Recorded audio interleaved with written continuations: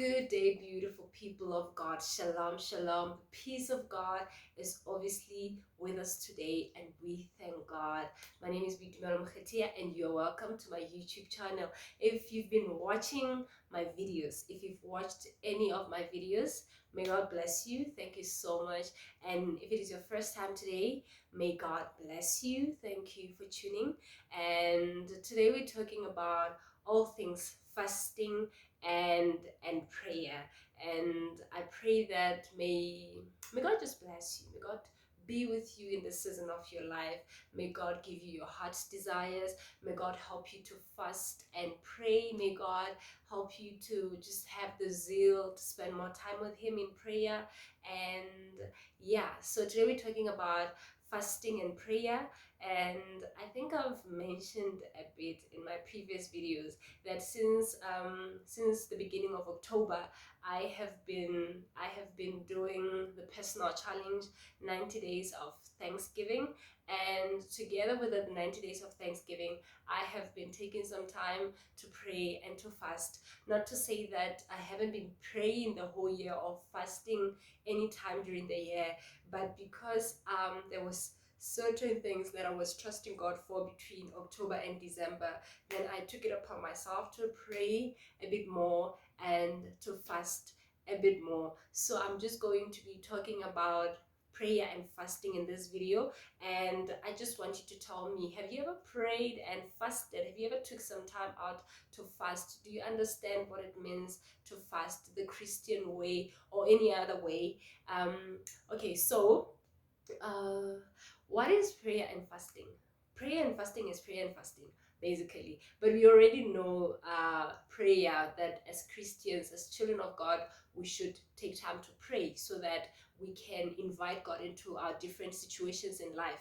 And when you add fasting to your prayer, that's when there are certain things that will start to move in your life. There are certain prayers that will start to be answered, and there are certain blessings and breakthroughs that are connected to prayer and fasting. I'm saying this because there is a word in the Bible where Jesus Christ, where the disciples of Jesus Christ were, they were used to praying for people, and people will be healed, people would be delivered from demons, people would be restored. But then it happened one day that as they were praying for these people, as they were trying to deliver this person, the demon didn't want to leave, and whatever that was inflicting this person didn't want to come out of them, and they had to wait for Jesus Christ. And Jesus Christ was actually the one who commanded that demon to come out of that person. And then they were asking him, how come we were not able to do it? And he was like, I know that prayer, when you pray for certain situations, then you start to see things change in your life.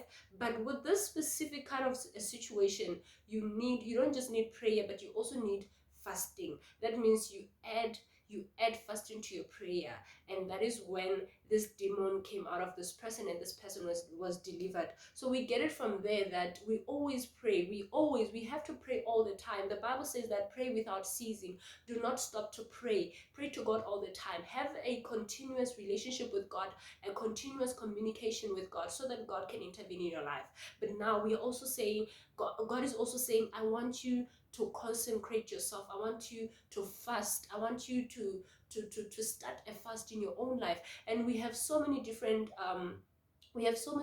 examples from the Bible, like from Esther and Daniel, where they fasted. And I think a lot of what we do as Christians fasting, we take it from the book of Esther and from the book of Daniel, because in Esther we find the 3-day fasting. We call it the Esther fast, and from Daniel we get the 21 days, the 10 days fasting, and we call it the Daniel fast. So what is fasting? Fasting is basically the abstinence from food.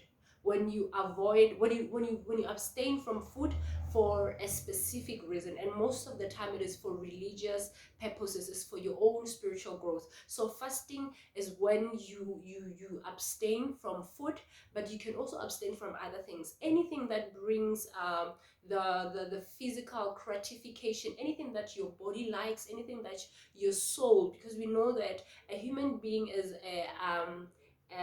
is made up of a soul, spirit, And so your soul is the part of you that just explains your physical being, and then your spirit is the part of you that connects to God. So there's always a controversy between your soul and your spirit. Not even, let's not call it a controversy, because I think controversy is a bit it's a deep word. So let's just say that your soul is the part of you that just wants to enjoy life now, that just want to eat everything now, that just wants to have everything, like watch TV, sleep the whole day, go enjoy your time with your friends, spend a lot of time on your phone. And then your spirit is the part that connects to God, and your spirit is the part of you that just spends, that gets the communication or the relationship with God.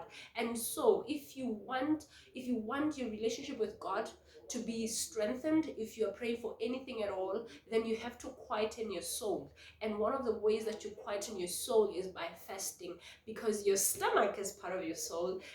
Feeding your body is part of your yeah, like your physical being. So you fast so that you can achieve spiritual, what can we call them, anything that you would call spiritual enhancement. You fast so that you can come closer to God. You fast so that you can break certain habits, bad habits, habits that make you, it's either they make you sick or they take you away from the will of God. So that's what we do. You abstain from food and you fast. So already I have mentioned that we have two types of fasting, or maybe if you know of any other, please shout out and tell me about it.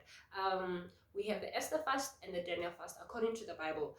And the Esther fast is found in the book of Esther, where Esther had to go before the king to intervene, to intercede, to speak for him, to advocate for her people. And then they called they called a fast for 3 days, and they were not eating anything for 3 days. So basically, when you're fasting, you will choose for yourself whether you're going to have a dry fast. A dry fast is where you don't eat or drink anything at all, and most of the time is for 3 days. And then you can also have a 3 days fast where you drink water or other liquids.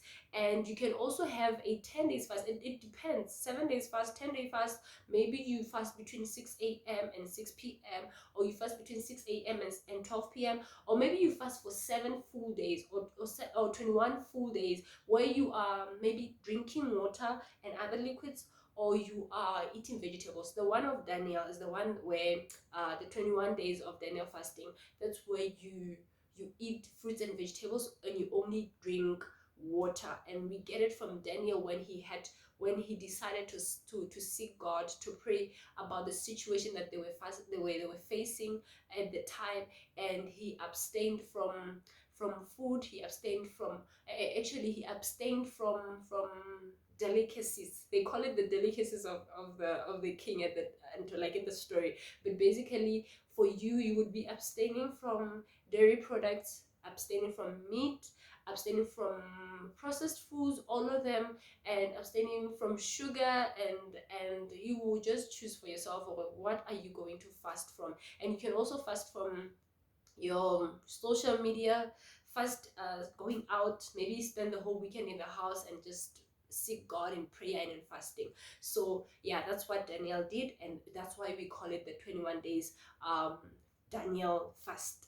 And okay, yeah, basically we have the 3 days, 10 days, 7 days, 21 days, and we also have 40 days. This one was done by Jesus Christ. We know that when he started his ministry, he went 40 days and 40 nights without food.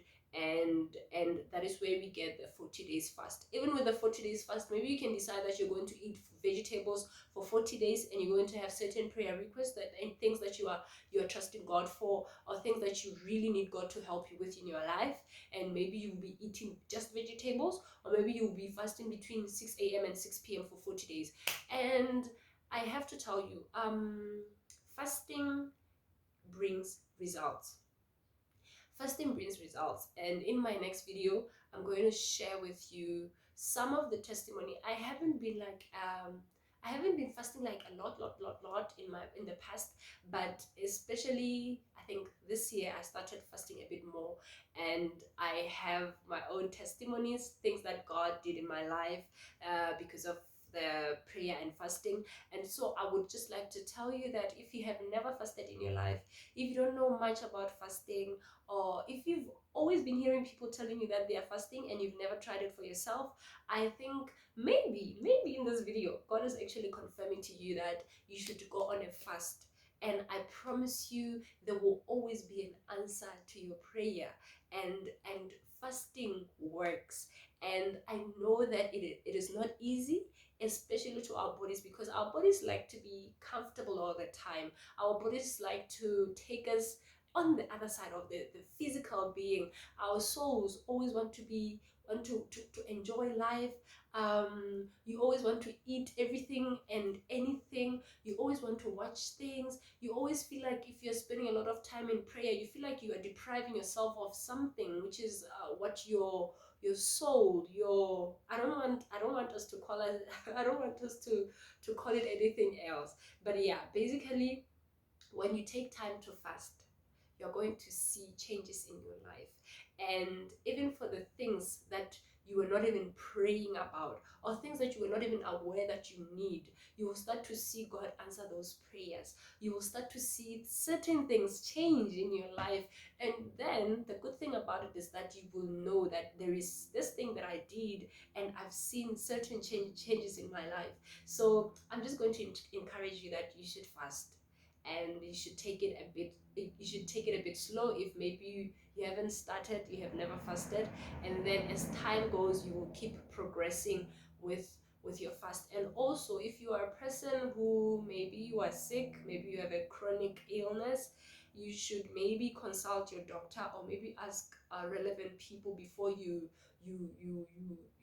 abstain from food completely, or before you go a day without eating at all. Because I believe that God sees our hearts, and God will know that your intentions are right. Even if you're not able to completely fast from food, but you are eating, let's say maybe you're eating one meal a day, or maybe you're missing lunch or supper, God will understand where you're coming from, and God sees our intentions. So your intentions have to be pure when you go on a fast. Your intentions have to be pure. And when you do that, God will meet you right there where you are. God will come and meet you right there where you are. And when I say that God will come and meet you right there, I don't mean that God is not around you. I don't mean that God is not in your life. But I just mean that when you take your time to say, God, I am coming to seek you, God will make sure that He avails Himself. And God will make sure that He answers your prayers. So that is all about fasting. And I will probably just in the next video I'm going to share my testimony. And so until we meet again, or until the next video, i I just hope that you continue to go after the life that you love, and continue impacting people, serve people with your life, and just glorify God while you're doing it, because we know that this is the will of God for our lives. And thank you so much for watching this video. Will you please like it, subscribe if you haven't subscribed, and share it with your friends. Maybe somebody really needs a confirmation today to say it is time that you fasted, and maybe this video is that confirmation. So I love you a lot, and God loves you more. I'll see you in the next one. Bye bye.